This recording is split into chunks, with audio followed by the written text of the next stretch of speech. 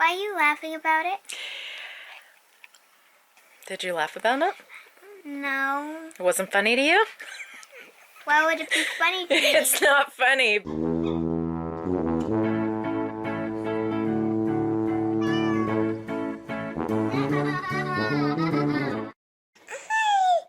Hi guys, good morning. So,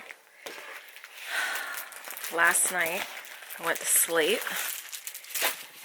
Yesterday I had moved a cabinet, and I think it was yesterday, it might have been the day before. I had moved a cabinet and it fell on my toe, and it was a metal base.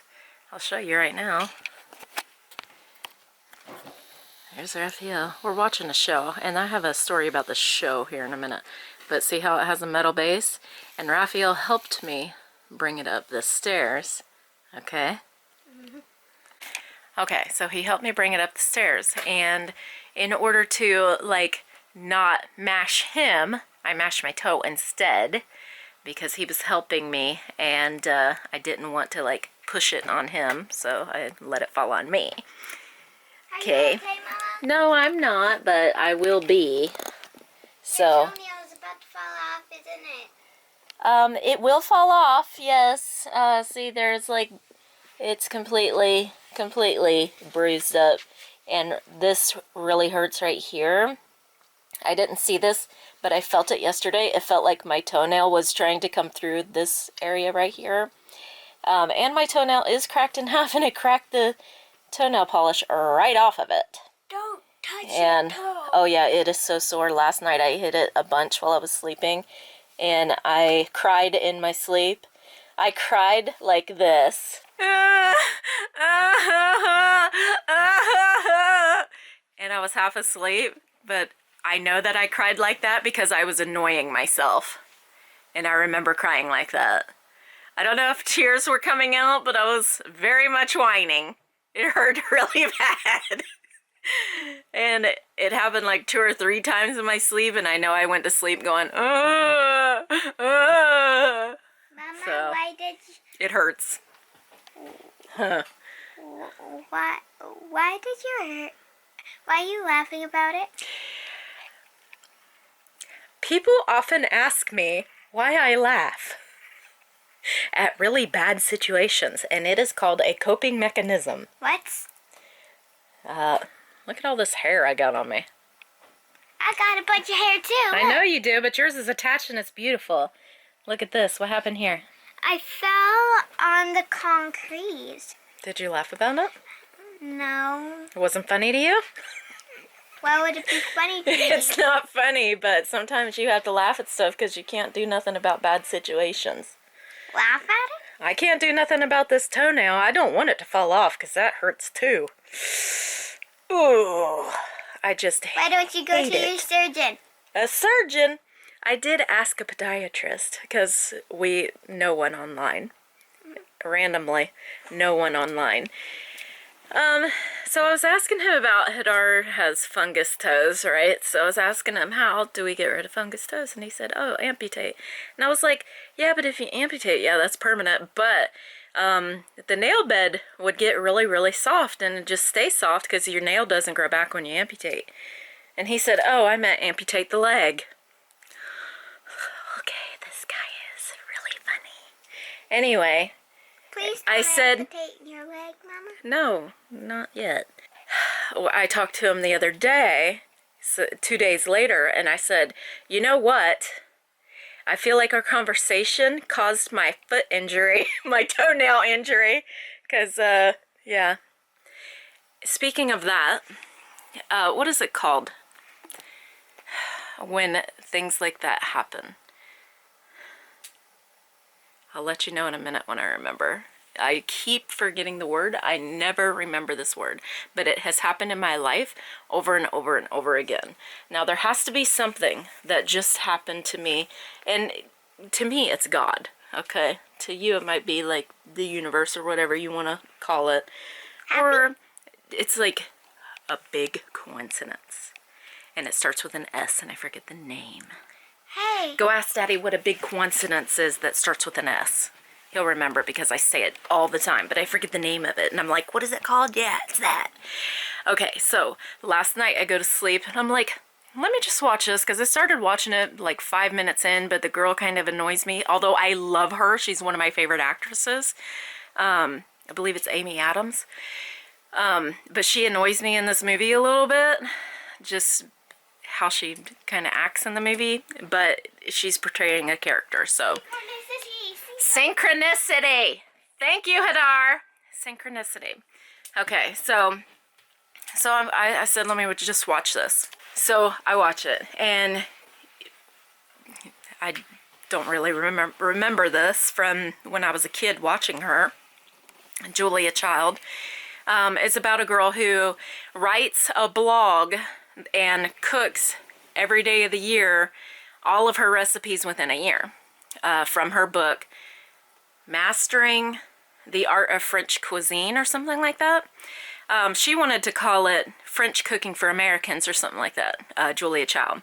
Anyway, so Julia Child at the age of like 40 something or something like that, I didn't catch her age, but when she was older, she went to the Cordon Bleu in France to learn cooking. She wanted to be a chef.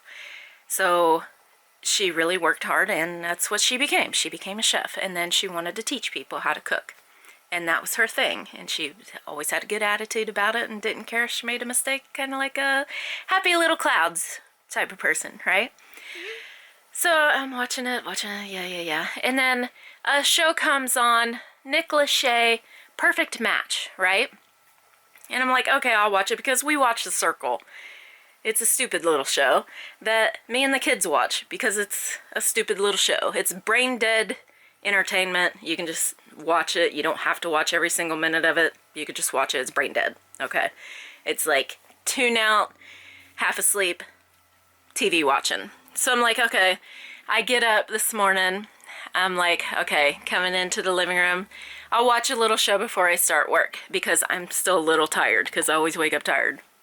And I have to get ready for the day, so I'm like drinking my coffee. I'll watch a show.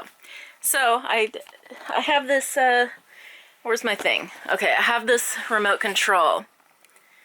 And you see that button in the middle. You can press it and say, I said Netflix, The Perfect Match. So I thought that's what the show was called. It's actually called Perfect Match, not The Perfect Match. So I said, Netflix, The Perfect Match. And on comes this show. I'm on season 1, episode 1. I believe it's Korean. The Perfect Match. I was like, oh no. So now I'm going to get a bunch of like non-English shows recommended to me, because that's usually what happens when I watch these Brazilian shows that I love that are dubbed. This one's not dubbed, and that's why I don't like to watch a lot of Korean shows, because they're not dubbed and I can't see. But there's this one that I really love, I have to say. Mad for You or something like that. Mad for each other. I laughed. Mad for Each Other. I laughed my butt off at like the first or second episode. First episode. Was it the first one? Yes. I laughed my butt off. Oh my god, it was so fun. I haven't laughed like that in a long time. That was really funny. So, I mean, I do like to watch foreign shows. I just can't read because my eyesight's really bad, and I don't like to wear glasses because when I walk it's like fisheye. Anyway, on to the story. This Perfect Match. I was watching the intro to it, and it's like a series. It's kind of like a soap opera, but it's revolving around cooking. So within the first, I don't know, minute after the intro comes on, it talks about this guy who is now opening a restaurant who graduated from the Cordon Bleu in France. So I'm like, okay, what is this trying to teach me? Because I hate cooking. But I have also started up, again, my FoolyCooked channel. So I was like, what is this trying to tell me? Because I always think that these messages are from God. I don't care what you think about it. That's what I think. So I always think these messages are from God. So I'm like, what's he trying to tell me? Because I believe that God helps those that help themselves. And he's not just going to like drop something in your lap, but he is going to show you a couple things and you have to take the hint. So, you know, it's just like that story of God said that he was going to help me win the lottery. And then he waited and he waited and waited. And every week passed and he didn't win. And then God sent another message, said, buy a ticket. Right?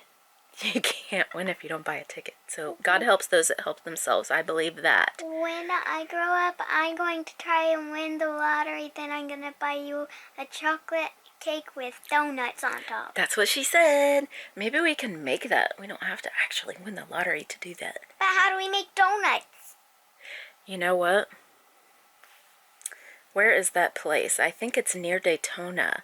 The Krispy Kreme, maybe me, you, and Grandma, and Rafael. We can all go near Daytona to that one shop that actually you can see the conveyor belt of donuts and you can see how they cook them. How about we learn how to cook it in the conveyor belts room? Maybe. And we can buy 2 boxes of donuts.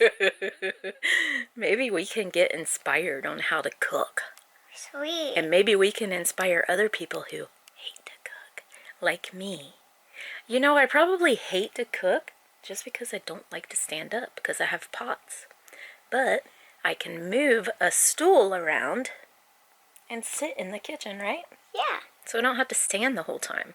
Because I do hate just like standing there. I've always it makes me sick. wished to cook with you, but I only get missions. I don't get to cook with you. Yeah, she gets missions. I don't let her actually cook the whole meal. But you know what?